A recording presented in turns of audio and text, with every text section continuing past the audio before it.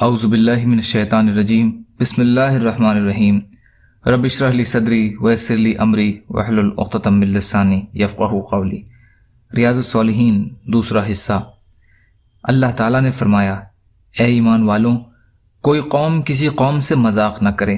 ممکن ہے کہ وہ لوگ ان سے بہتر ہوں، اور عورتیں دوسری عورتوں سے مذاق نہ کریں۔ ممکن ہے کہ وہ ان سے بہتر ہوں، اور اپنے مومن بھائیوں کو عیب مت لگاؤ، اور نہ ایک دوسرے کو برے ناموں سے پکارو۔ ایمان لانے کے بعد برا نام رکھنا اللہ کے حکم کے خلاف ہے، اور جو توبہ نہ کرے تو وہی لوگ ظالم ہیں۔ سورہ حجرات آیت نمبر 11۔ اللہ تعالیٰ فرماتے ہیں، ہر اس شخص کے لیے خرابی ہے جو تانا دینے والا، عیب لگانے والا اور چغل خور ہو۔ احادیث نبی صلی اللہ علیہ وسلم۔ حضرت ابو ہریرہ رضی اللہ تعالیٰ عنہ سے روایت ہے کہ رسول اللہ صلی اللہ علیہ وسلم نے فرمایا، انسان کے برا ہونے کے لیے یہی کافی ہے کہ وہ اپنے مسلمان بھائی کو چھوٹا سمجھے۔ مسلم شریف۔ حضرت ابن مسعود رضی اللہ تعالیٰ عنہ سے روایت ہے کہ نبی اکرم صلی اللہ علیہ وسلم نے فرمایا، وہ شخص جنت میں نہیں جائے گا جس کے دل میں ایک رائی کے برابر بھی گھمنڈ ہوگا۔ تو ایک آدمی نے عرض کیا، ایک آدمی اس بات کو پسند کرتا ہے کہ اس کا کپڑا اچھا ہو، اس کی جوتی اچھی ہو، کیا یہ بھی گھمنڈ ہے؟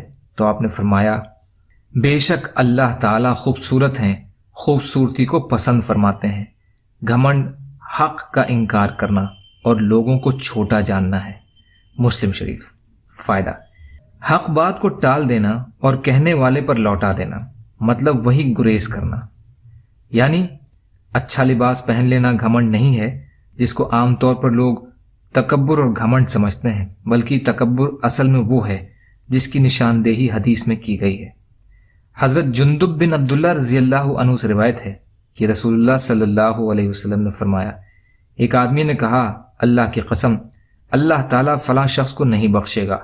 تو اللہ تعالیٰ نے فرمایا، کون ہے جو مجھ پر اس بات کی قسم کھاتا ہے کہ میں فلاں شخص کو نہیں بخشوں گا؟ بے شک میں نے اس کو بخش دیا، اور تیرے عمل میں نے برباد کر دیے۔ مسلم شریف۔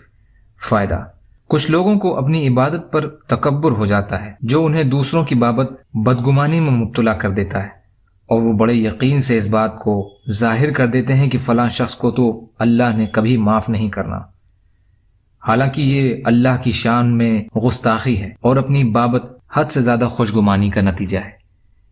یہ رویہ اللہ کو پسند نہیں ہے۔ اللہ تعالیٰ چاہیں تو اپنے بندے کے سارے عمل برباد کر کے اسے جہنم میں پھینک دیں، اور اس گناہگار کو معاف کر کے جنت میں بھیج دیں، جس کی بابت یہ قسم کھا کر کہتا تھا کہ اسے اللہ معاف نہیں کریں گے۔ اس لیے انسان کو اپنی عبادت پر گھمنڈ نہیں کرنا چاہیے اور دوسروں کو حقیر نہیں سمجھنا چاہیے۔ یا اللہ ہم سب کو کہنے سننے سے زیادہ عمل کی توفیق عطا فرما۔ یا اللہ مظلوموں کی مدد فرما۔ ہم سب کو اپنی استعداد کے بقدر اپنا حق ادا کرنے والا بنا۔ یا اللہ رحم کا، کرم کا، عافیت کا، درگزر کا، فضل کا معاملہ فرما۔ یا اللہ سچی توبہ کی توفیق عطا فرما۔ یا اللہ جو پریشان ہیں ان کی پریشانیوں کو دور کر دے، جو بیمار ہیں انہیں صحت کلی عطا فرما، جو قرض میں ہیں یا اللہ ان کے قرضوں کو ادا کروا دے۔ اللہم انا نجعلک فی نحورہم ونعوذ بک من شرورہم برحمتک یا ارحم الراحمین۔ لا الہ الا اللہ محمد رسول اللہ۔ والسلام علیکم۔